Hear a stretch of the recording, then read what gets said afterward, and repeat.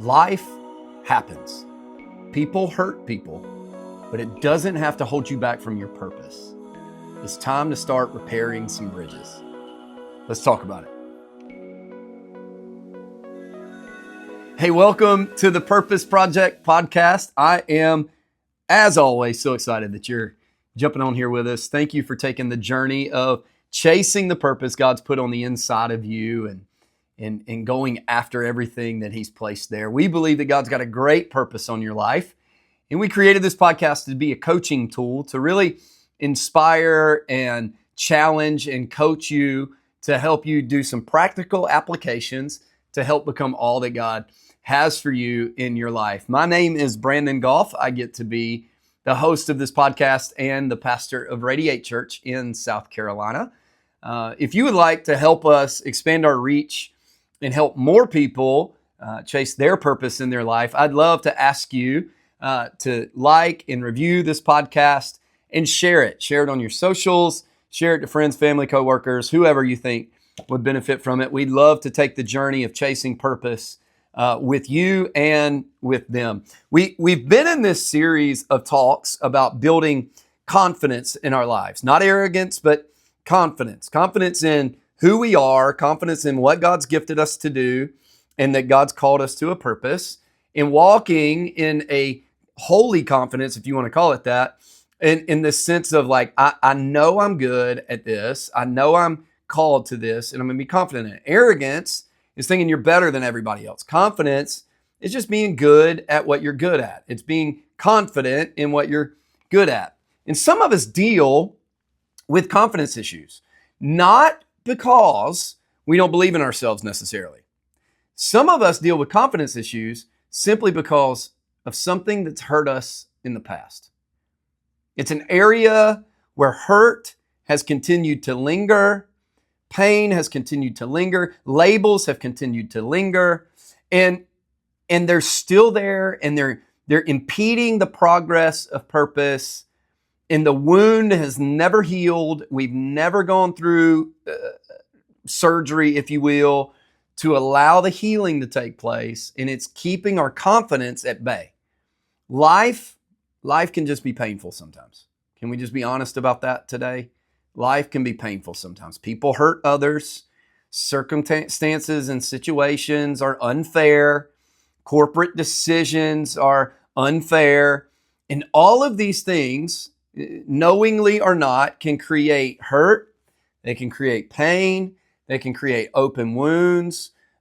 Relationships falter. And it just creates wounds all over us that should become scars. But over time, when we don't allow them to heal, they don't become scars. They're still open wounds. And when we don't go through the healing process of forgiveness and dealing with the pain, it creates an insecurity in our life that someone else is going to do that to us. It's waiting for the other shoe to drop. It's the unforgiveness has created this insecurity that we can't and we never will. And all of that, the pain, the hurt, everything that you experience in that is perfectly fine, justifiable. It's part of human nature. But what we can't do is let the pain derail future success. We can't let past pain derail future success.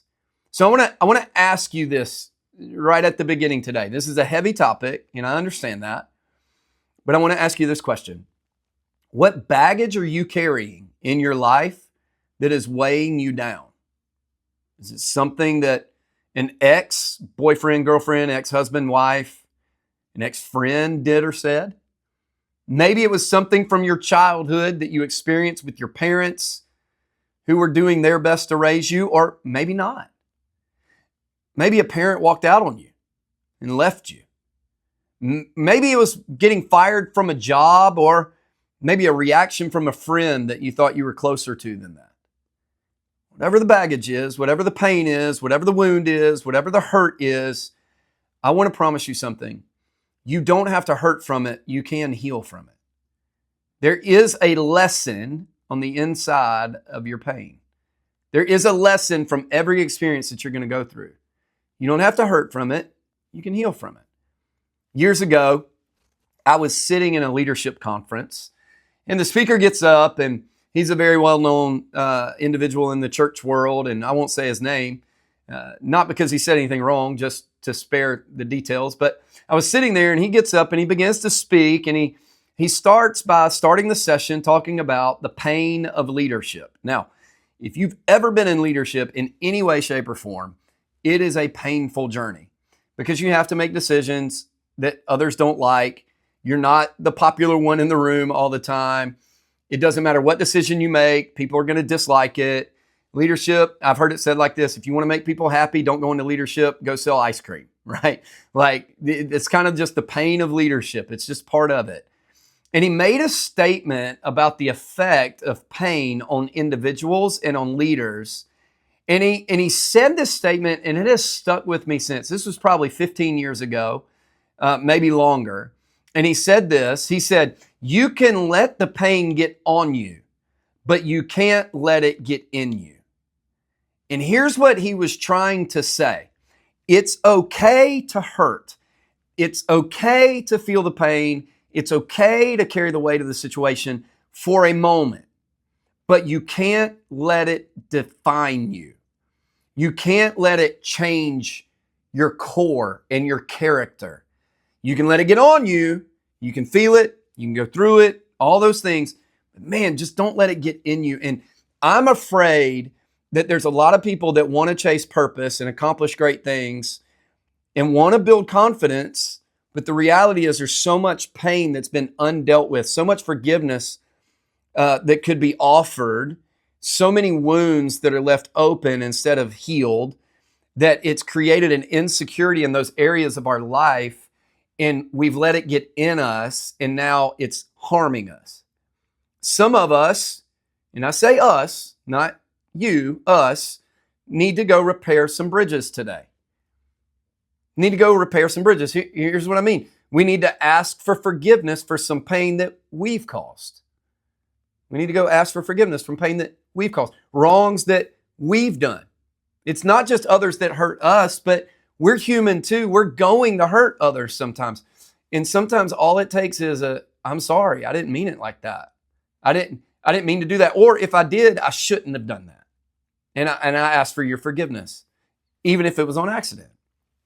Some of us need to decide within ourselves to forgive others that knowingly or unknowingly hurt us. Forgiveness, let me say this. Forgiveness doesn't mean you forget about the moment. It doesn't mean you forget. It means you forgive. It means that, because here's the truth, some moments are just marked in your mind forever. You won't forget the moment. You won't forget what happened. But that moment doesn't have to hold you back from your future. And so forgiveness is the ability to release the pain, release the person from the moment, and move forward with your life without a grudge, without an insecurity. You're really going, hey, I'm tired of the poison that's in this wound that's holding me back. I'm going to forgive. May not forget, but I'm going to forgive. I'm going to release it. And I'm going to let it heal. It's getting yourself out of the prison of agony, of pain, of hurt. In fact, Romans 8:28 promises this. Romans 8:28 promises that God uses all things for the good of those who love Him. Here's what Romans 8:28 promises. Every single hurt and pain in your life will be mixed together with every single celebration and accomplishment in your life. And both will be used for the good of those that are chasing God and the purpose He has on your life. That means that in your pain, there is purpose. And today, some of us are letting the pain hold us back from purpose. And I don't want to see that happen anymore. If we walk in the promise and the purpose of Jesus' love, we can rest assured that what's hurt and hindered us doesn't have to anymore. If we give it to God, we can walk in the forgiveness of our souls and the forgiveness of the moment, in the freedom of life in Christ. So here's some homework for you. I want to give you some homework today because this is a heavy topic. But if this is something you're dealing with in unforgiveness, holding grudges, and it's created some insecurity, and you need to repair some bridges not so that you can repair the relationship necessarily, not so you can build a friendship again. Maybe that's what needs to happen, but maybe it's just releasing the pain of it and moving forward. I want to give you some homework to help you with that. Here's one. Write down your grudges. Write down your pains. Who and what happened? I know some of you are like, I don't want to go through it again. Sometimes you got to go through it in order to get through it. You got to deal with it. You got to recognize it. You got to see it. Write down who and what happened, and then write down, why does it still bother you today? Why is it still lingering? Your answer may be, I don't know. And if that's your answer, let it go. But there may be a real reason for it. There may be another. You may know exactly why it still bothers you today. Write it down, define it, recognize it, and decide, this is what I'm dealing with. This is the exact diagnosis. I'm getting past this today. I start the process of healing today. Write down your grudges. Number 2, take it to God. Again, I'm a pastor. If you've listened to this for any length of time, you know faith is a big part of the journey of the Purpose Project podcast. So I don't know where you are in your faith journey. I don't know what you're doing in that, but here's what I want you to know. God is not intimidated by your pain nor your past. I want to encourage you, after you write down your grudges, maybe it's an old coworker, maybe it's an employee you had to fire that was toxic on the way out, maybe it was an ex-husband, boyfriend, girlfriend, wife, whatever. I don't know. Write it down or write them down and then go, hey, God, this is what's been causing me pain. This is what has created an insecurity. This is what has made me so nervous to chase what you have for me. Here's who, and here's what, and here's why it still bothers me. And I want you to spend some time talking to God and asking Him to help you, because God cares and He's listening. So write it down, take it to God. Number 3, talk to somebody. Talk to somebody. Maybe you need to talk to a friend and tell them exactly what you wrote down. Go, hey, I'd love to buy you a $5 coffee, and I need to share with you because I trust you with my life. It doesn't need to be everybody, just somebody that you really, really, really intimately trust. Hey, this is what I'm dealing with. This is what I wrote down. This is what I intend to do from here on. And maybe even this is what God has spoken to me and shown me through this situation. Talk to somebody. There's freedom in confession. James says to confess your sins one to another. Confess it to a friend. There's freedom in that. Maybe after you do that, you may go, I need to confess this to a professional. I need some professional counseling. I need some professional help. Don't be ashamed of that. That's strength. That's getting better. That's getting stronger. So you write it down. You take it to God. You talk to somebody. And number 4, repair bridges.